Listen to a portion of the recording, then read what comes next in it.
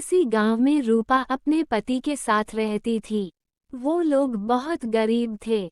उसका पति बहुत आलसी था, वो कोई काम नहीं करता था। उनकी एक बेटी भी थी जिसका नाम सोनम था।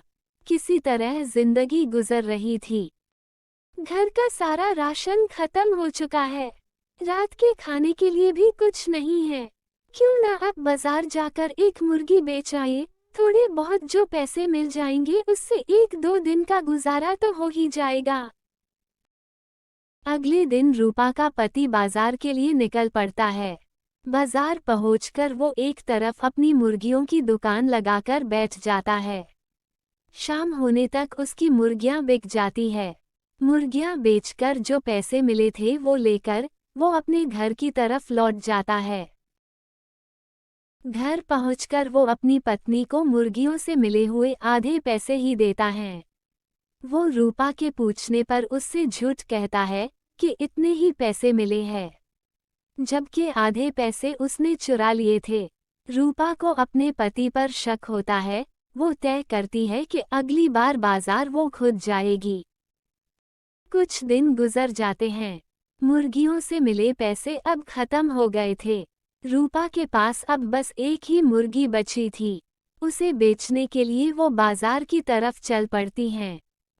वो बहुत टेंशन में होती हैं और बस भविष्य की फिक्र में चलती जा रही थी।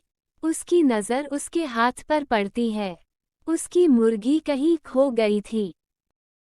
अपनी मुर्गी को ढूंढते ढूंढते वो जंगल की तरफ पहुंच जाती है। उसे उसकी मुर्गी कहीं भी दिखाई नहीं दे रही थी। जंगल के एक तरफ उसे एक जंगली मुर्गी नजर आती है। रूपा को अपनी मुर्गी खो जाने का बहुत दुख होता है, पर वो अब कर भी क्या सकती थी। रूपा उस जंगली मुर्गी को उठाकर अपने घर लौट आती है। अगले दिन सुबह वो देखती है कि उसकी जंगली मुर्गी ने एक सोने का अंडा दिया था। ये सब देखकर वो खुशी से कूदने लगती है। आज वो बहुत खुश थी। वो अपने पति को सब बताती है। उसका पति भी सब देखकर खुश होता है। इसी तरह वो लोग अमीर हो जाते हैं और खुशी खुशी रहने लगते हैं। एक दिन रूपा के पति के मन में लालच आता है। वो सोचता है, ये मुर्गी तो हर रोज बस एक ही सोने का अंडा देती है, क्यों ना इसे मारकर एक बार में ही सारे अंडे ले लिए जाए। और वो उस मुर्गी को मार देता है। उसे मुर्गी से एक भी सोने का अंडा नहीं मिलता।